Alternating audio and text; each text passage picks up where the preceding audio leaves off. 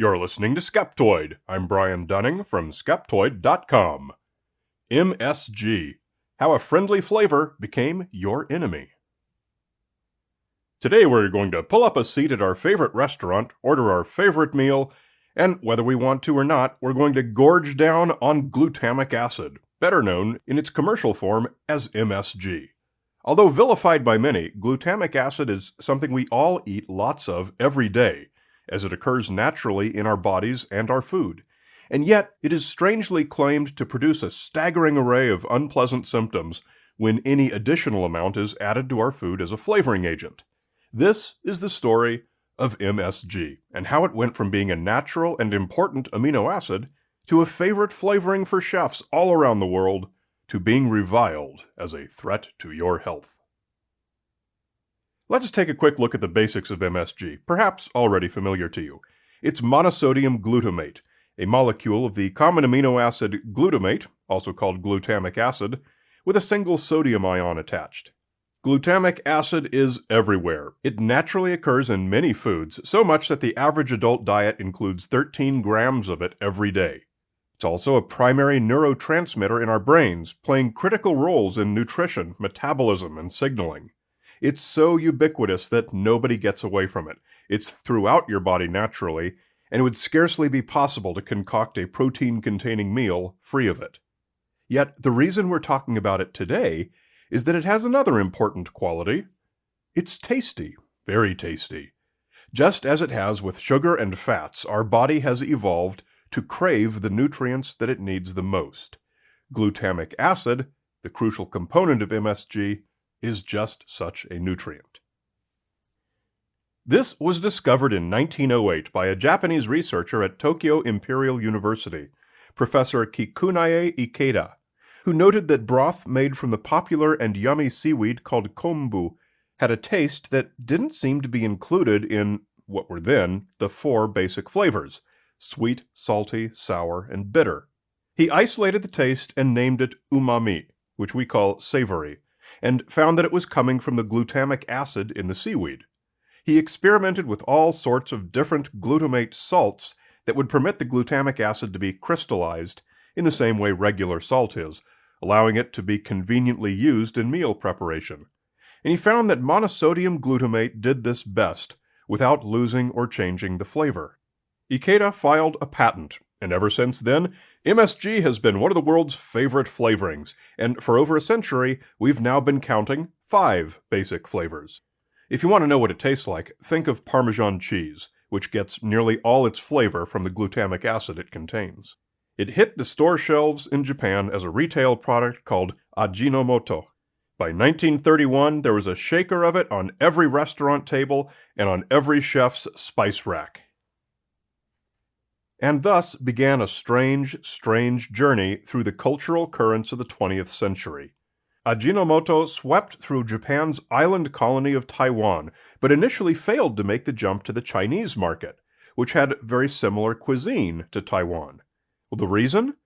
Ajinomoto was a symbol of Japanese imperialism, profoundly offensive to the Chinese.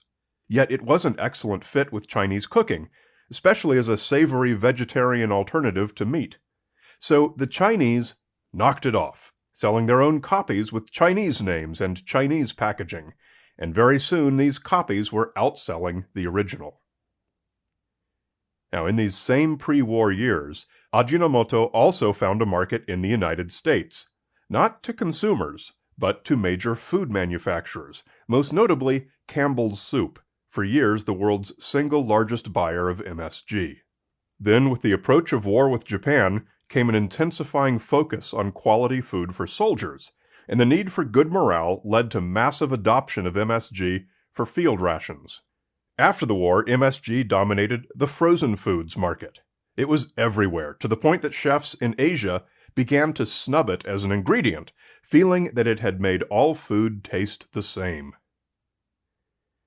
And then, at the height of MSG's popularity, 20th century culture dealt it its biggest blow. The 1960s saw the explosion of the Western esotericism movement, a rejection of all things artificial and the embrace of all things natural, a focus on origin only with no regard for actual content or safety. As Westerners reveled in post-war abundance, juggernaut environmental movements rose to vilify just about anything tainted by human intervention. Food additives were targeted early on. Curiously, amid this vast wave of chemophobia as a fashion statement, it was a single short letter to the editor published in a scientific journal, hardly an epicenter for pop culture, that cemented MSG's place on the list of public boogeymen. The letter was from a Chinese-American doctor, Robert Ho-Man Kwok, living in Maryland. It was published in 1968 in the New England Journal of Medicine. Kwok wrote, "For several years since I have been in this country, I have experienced a strange syndrome whenever I have eaten out in a Chinese restaurant. The syndrome, which usually begins 15 to 20 minutes after I have eaten the first dish, lasts for about 2 hours. The most prominent symptoms are numbness at the back of the neck, gradually radiating to both arms and the back, general weakness, and palpitation." Kwok hypothesized the potential causes being the soy sauce, the cooking wine, the high sodium content, or the MSG. The editors gave his letter the headline, "Chinese Restaurant Syndrome." The letter was ravenously devoured by the esotericists, jubilant that there was a new artificial food ingredient that could arguably be framed as dangerous. Even the fact that Kwok was Chinese played a role. 1968 was when the idea of Chinese Enlightenment was just beginning to spread like wildfire through the American culture, launching the fads of acupuncture and meditation and traditional herbal remedies. It played perfectly into the esotericism movement. Even in the medical sciences, Kwok's letter triggered a flurry of more such letters, filling the literature with anecdotal warnings and fears about MSG. In Japan, sales of Ajinomoto dropped for the first time ever, as popular books were published repeating all the worst of the American claims. Ever since then, through to the present day, people have been self-diagnosing with MSG sensitivity. The claimed symptoms have broadened considerably, popularly including just about any negative symptom that a person might feel: headaches, sweating, anxiety, numbness, palpitations, chest pain, nausea, weakness, dizziness, and facial flushing, tingling, or pressure. So let's look into these claims of symptoms. First, it's important to note that whatever effects MSG may or may not have, sensitivity to it is not an allergy. This is an important distinction, and it's a very commonly believed piece of misinformation. Allergies involve immunoglobulin E, an antibody produced by your immune system. Any potential sensitivity to MSG, however, is not mediated by immunoglobulin E.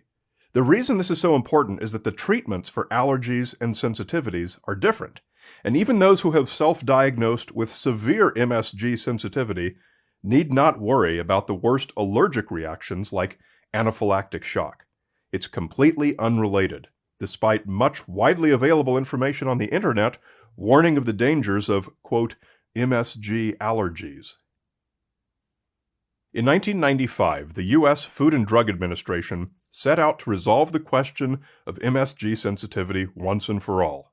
They contracted with FASEB, the Federation of American Societies for Experimental Biology, to assemble an expert panel to review all of the existing research on MSG.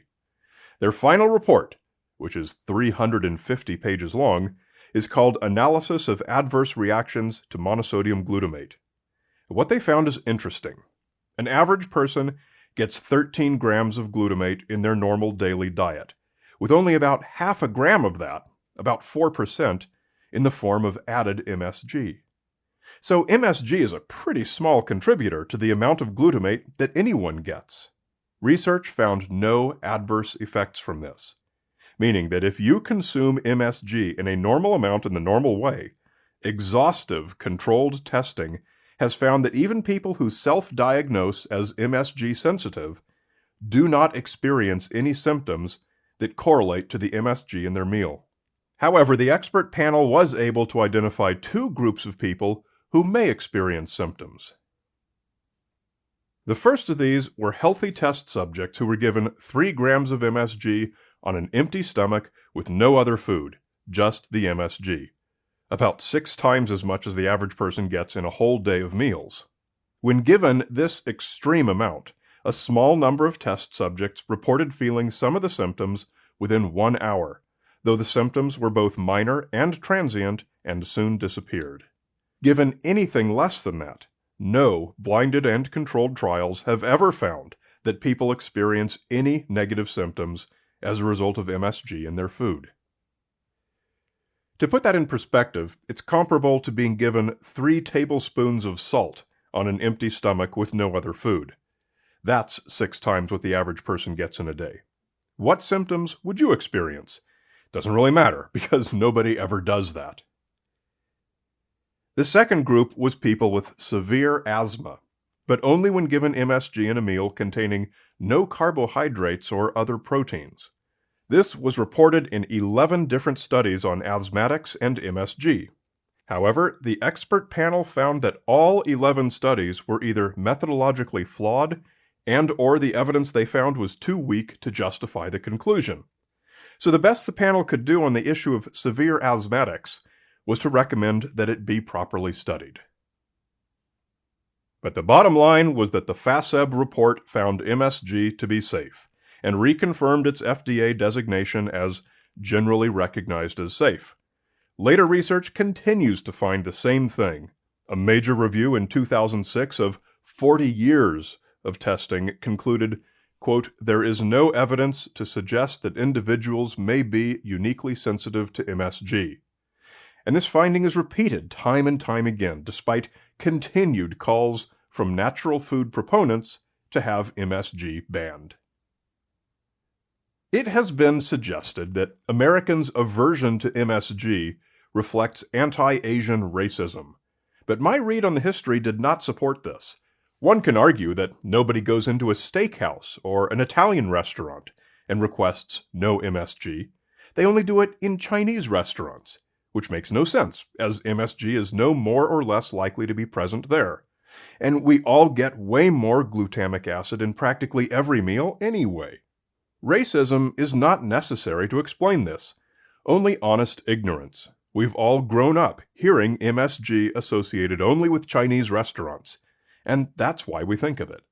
Indeed, Americans' hesitance toward MSG was launched by a complaint from a Chinese man during an era of fetishism over Chinese wisdom. So here's the bottom line. If you, like many people around the world, suffer symptoms reliably when you eat a meal with added MSG, consider talking to a doctor or a registered dietitian. You may indeed have some food sensitivity. However, be ready for the news that it's not what you thought it was. It may be the nocebo effect, your expectations of reacting to the perceived presence of MSG, or it may be something else in the food, but it's almost certainly not the MSG. Unless you happen to be eating it by the tablespoon with nothing else. A great big thank you and shout out to Skeptoid Premium members Chip Taylor, Fiacra from Ireland, Ruth Dunmeyer, the peripatetic skeptic, and Dave Bright. Remember to get your shout out right here. Just come to Skeptoid.com and visit the members portal, where you can not only get your shout out here on the show, you can get the free Skeptoid USB drive offered to all Skeptoid supporters and get all the other premium benefits. Check it out today, skeptoid.com/members. You're listening to Skeptoid, a listener-supported program. I'm Brian Dunning from Skeptoid.com.